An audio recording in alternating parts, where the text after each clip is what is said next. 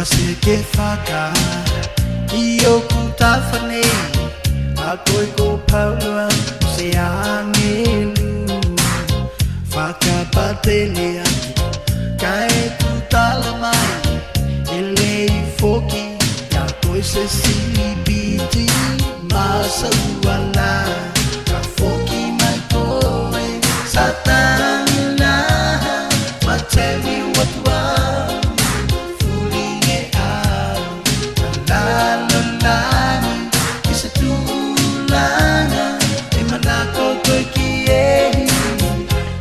tiba mau mai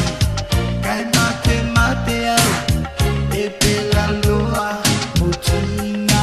vai faka patelia kai tu tala mai ele foki ya por se silibiti masa wala foki mai koe satanila matemi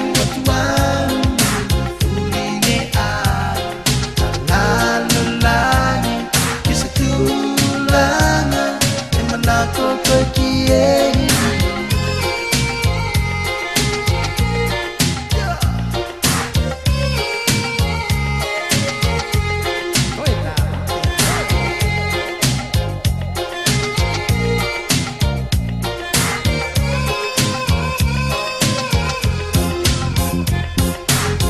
tiba-tiba mau mai